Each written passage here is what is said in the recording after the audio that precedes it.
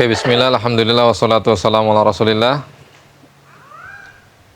Semua nama-nama Allah adalah baik, ya.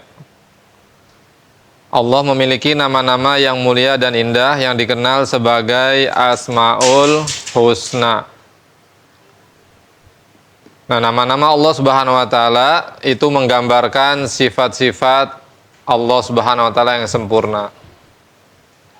Jadi di dalam nama-nama Allah itu terkandung sifat-sifat Allah Subhanahu wa taala yang sempurna, tidak ada cacat atau kekurangan padanya. Semua nama Allah itu baik, dan sebagai seorang muslim kita diperintahkan untuk mengenal, memahami serta menyebut nama-nama tersebut di dalam doa dan ibadah kita. Dalilnya Surat Al-A'raf ayat 180. Allah Subhanahu wa taala berfirman, "Walillahil asmaul husna fad'uhu biha wa dzarul ladzina yulhiduna fi asma'i sayujzauna ma kanu ya'malun." Dan Allah memiliki asmaul husna, yaitu nama-nama yang terbaik, maka bermohonlah kepadanya dengan menyebut nama-nama itu, dan tinggalkanlah orang-orang yang menyimpang dari kebenaran dalam menyebut nama-namanya. Nanti mereka akan mendapat balasan terhadap apa yang telah mereka kerjakan. Sudah?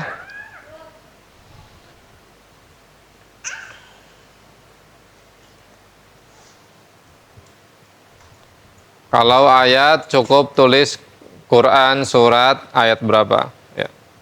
Tidak perlu ditulis semua.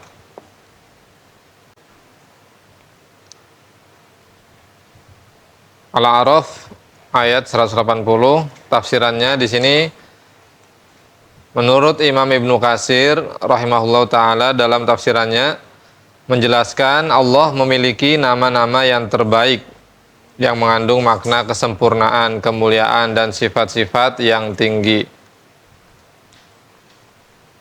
Asmaul Husna adalah nama-nama Allah yang menunjukkan sifat-sifat Allah yang mulia, yang harus kita sebut dalam doa-doa kita dengan penuh pengagungan. Kita dilarang untuk menyimpang dalam penggunaan nama-nama Allah, seperti menafsirkan atau menyebutnya dengan cara yang tidak sesuai. Ya, ini tidak boleh, ya. Orang-orang yang menyimpang dalam penggunaan nama-nama Allah akan mendapatkan balasan yang setimpal di akhirat. Waliyadzubillah. Jadi kita tidak boleh, ya, menamakan,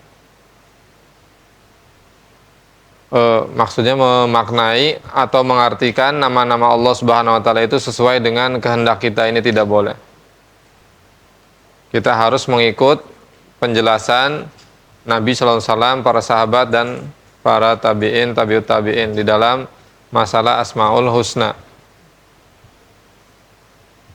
Dan kita tidak boleh menetapkan nama-nama untuk Allah kecuali, ya, sesuai dengan apa yang ditetapkan oleh Nabi sallallahu alaihi wasallam, dan juga ditetapkan oleh Allah Subhanahu wa taala sendiri di dalam Al-Qur'an maupun di dalam hadis-hadis. Surat yang berikutnya surat Toha ayat 8. Allahu la ilaha illahu lahul asmaul husna. Dialah Allah, tidak ada Tuhan selain Dia, baginya nama-nama yang terbaik. Itu Asmaul Husna.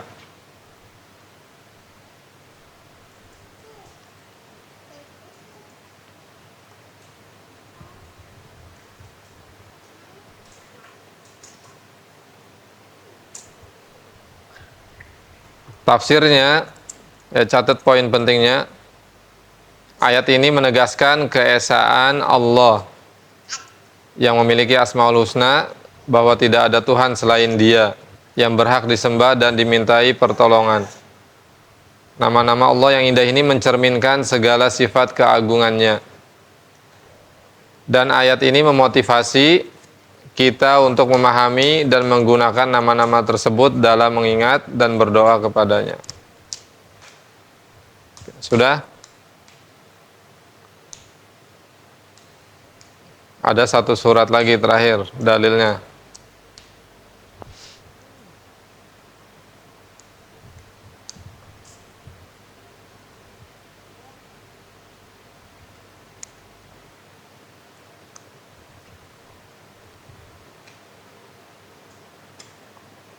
Sudah? Dalil yang ketiga, surat Al-Hasr ayat 24.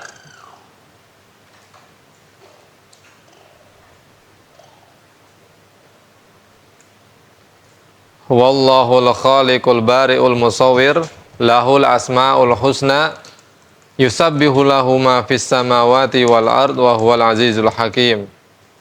Dialah Allah yang menciptakan, yang mengadakan, yang membentuk rupa. Baginya nama-nama yang terbaik. Bertasbih kepadanya apa yang ada di langit dan bumi.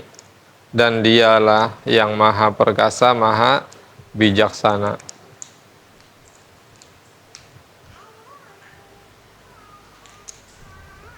Jadi ini 3 dalilnya ya. Di dalam Al-Quran yang menyebutkan tentang Asmaul Husna, bahwa Allah memiliki nama-nama yang terbaik. Al-A'raf ayat berapa? 180.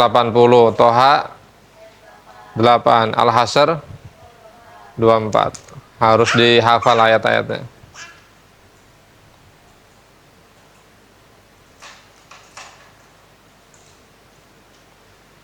Nah, Imam Ibnu Katsir di sini menjelaskan ketika Allah Subhanahu wa taala mengenalkan dirinya sebagai Khalik, pencipta, sebagai Bari yang mengadakan sesuatu yang dari tiada menjadi ada, kemudian Musawwir, Allah yang membentuk rupa semua makhluk. Ini menunjukkan bahwa segala sesuatu di langit dan di bumi adalah ciptaan Allah Subhanahu wa taala. Kemudian dijelaskan juga bahwa segala makhluk itu memuji dan bertasbih kepada Allah. Masya Allah. Nama-namanya yang indah ini menggambarkan kekuasaan, kebijaksanaan, serta sifat-sifatnya yang sempurna. Nah, oleh karena itu, maka hanya Allah Subhanahu wa taala yang layak untuk disembah, diibadahi, dan dimintai pertolongan.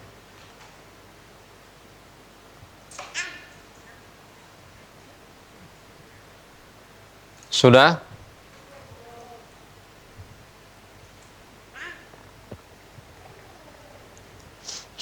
Oh, no.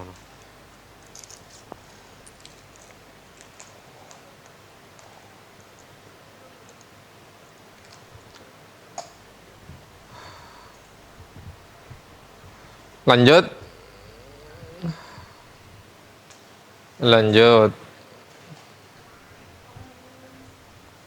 Nah, Imam Ibnu Katsir juga menyebutkan bahwa ayat ini adalah deklarasi kebesaran Allah dalam menciptakan dan membentuk segala sesuatu, yang menunjukkan bahwa dialah Allah yang memiliki sifat yang sempurna. Masya Allah.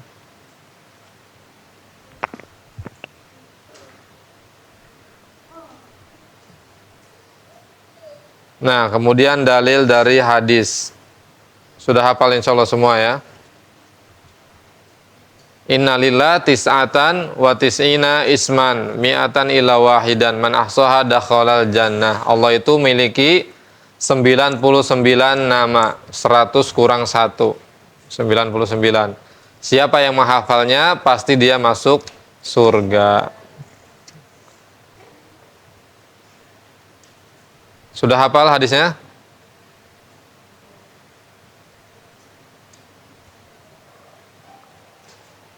Nah, ini penjelasannya ya. Makna man ahsoha, siapa yang menghafalnya, maksud di sini bukan hanya sekedar menghafal secara lisan saja, tetapi juga memahami makna-makna dari nama-nama Allah Subhanahu wa taala. kemudian merenungkannya dan mengamalkan sifat-sifat Allah dalam kehidupan sehari-hari.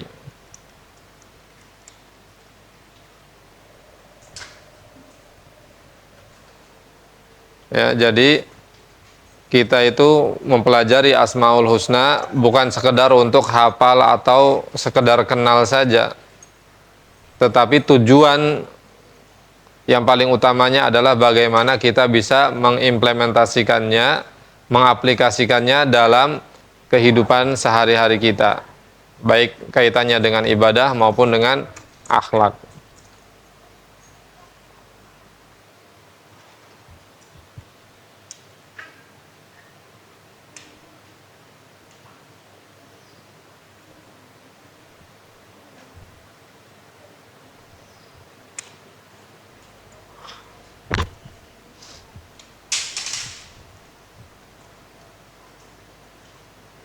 Kemudian di sini disebutkan juga, dijelaskan tentang keutamaan Asmaul Husna. Ya. Berdoa dengan menggunakan Asmaul Husna memiliki keutamaan yang besar. Contohnya ketika kita dalam keadaan lemah, butuh pertolongan, maka kita ingat Allah Subhanahu wa taala Al-Qawi yang Maha Kuat, atau An-Nasir yang memberikan pertolongan, Al-Wali, Al-Hafid yang melindungi, ya, yang menjaga.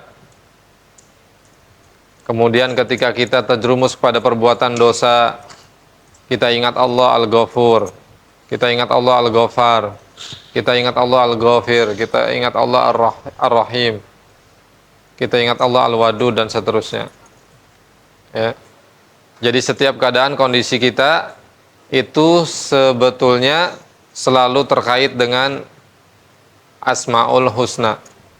Dalam keadaan kondisi apapun kita, di situ ada kaitannya dengan Asmaul Husna. Maka penting di sini kita mempelajari dan memahami Asmaul Husna, nama-nama Allah yang terbaik, supaya kita selalu terkoneksi dengan Allah.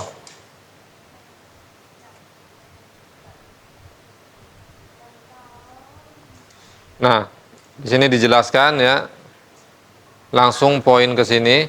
Para ulama menjelaskan bahwa mengenal nama-nama Allah adalah bagian dari tauhid dan mengakui keesaannya. Masya Allah. Orang yang memahami Asmaul Husna akan semakin tunduk dan patuh kepada Allah, dan inilah jalan yang dapat mengantarkannya kepada surga. Kemudian penjelasan terakhir, bahwasanya Asmaul Husna itu sebetulnya tidak terbatas pada 99. Ya. Hadis ini hanya menyebutkan keutamaan 99 nama yang khusus dijadikan panduan dalam penghafalan dan pengamalan. Namun masih ada nama-nama lain yang bisa kita ketahui. Nah, dalam doa Rasulullah SAW terkadang beliau menyebutkan nama-nama Allah di luar yang biasa kita hafal dari Asmaul Husna, yang menunjukkan bahwa nama-nama Allah itu sangat luas. Contohnya apa? Asy-Syafi ada nggak di 99 yang kita ketahui biasanya ada di Al-Quran itu? Ada nggak Asy-Syafi? Nggak ada, kan? Nggak masuk ke situ. Tetapi Asy-Syafi itu termasuk nama Allah. Dan Nabi pernah berdoa ketika menjenguk orang sakit, menyebutkan nama Allah Asy-Syafi. Adhibil ba'sa rabban nas, isfi antas syafi, la syifaa illa syifauk syifa'al la yugadiru saqoma. Jadi Nabi kalau menjenguk orang sakit tidak sekedar menjenguk, tapi mendoakan. Ya. Kalau kita bagaimana? Kadang lupa, ya. Menjenguk orang sakit di rumah sakit, malah kita ngincer apa? Makanannya. Biasanya orang sakit banyak makanannya, kan? Ada buah-buahan, roti, dan lain sebagainya. Jenguk yuk, jenguk, supaya bisa nyicipin.